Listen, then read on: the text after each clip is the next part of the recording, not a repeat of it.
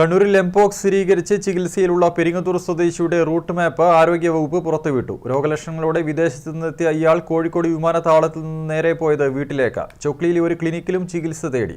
3-ാം ദിവസമാണ് Pariyaram medical college ആശുപത്രിയിൽ ചികിത്സ തേടിയത്. രോഗിയുമായി സമ്പർക്കത്തിൽ വന്നവരിൽ രോഗലക്ഷണമുണ്ടെങ്കിൽ ഉടൻ ആരോഗ്യവകുപ്പുമായി ബന്ധപ്പെടണമെന്ന് DMO അറിയിച്ചു. വിദേശത്തു നിന്നും പെരിങ്ങത്തൂർ സ്വദേശി കോഴിക്കോട് വിമാനത്താവളത്തിൽ എത്തിയത് 13-ാം തീയതി പുലർച്ചെ 2:30-ന്. അവിടെ നിന്നും ബന്ധുവിന്റെ കാറിൽ വീട്ടിലേക്ക് വന്നു. രോഗലക്ഷണങ്ങളെ തുടർന്ന് പിറ്റേ ദിവസം രാവിലെ മെഡിനോവ ലബോറട്ടറിയിൽ എത്തി. പനി ഉൾപ്പെടെയുള്ള രോഗത്തെ തുടർന്ന് തലശ്ശേരി ടെലി ഹോസ്പിറ്റലിലും ചികിത്സ തേടി.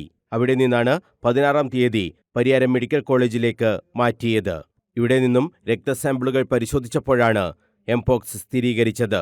രോഗിയുമായി സമ്പർക്കത്തിൽ വന്നവർ രോഗലക്ഷണങ്ങൾ ഉണ്ടെങ്കിൽ ഉടൻ തന്നെ ആരോഗ്യവകുപ്പിനെ അറിയിക്കണമെന്ന് DMO അറിയിച്ചു.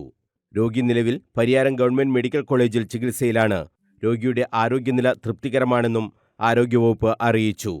മനുഷ്യരിൽ നിന്നും മനുഷ്യരിലേക്ക് നേരിട്ട് പകരുന്ന രോഗമാണിത്. തീവ്രത കുറവാണെങ്കിലും ശ്രദ്ധിക്കേണ്ടതുണ്ട്.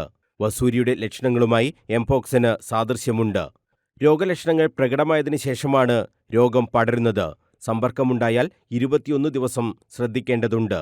വിദേശങ്ങളിൽ നിന്നും വരുന്നവർക്ക് എംപോക്സ് ലക്ഷണങ്ങൾ ഉണ്ടായാൽ ഐസൊലേഷനിൽ തുടരണമെന്നും ആരോഗ്യവകുപ്പ് അറിയിച്ചു. News bureau, Kannur.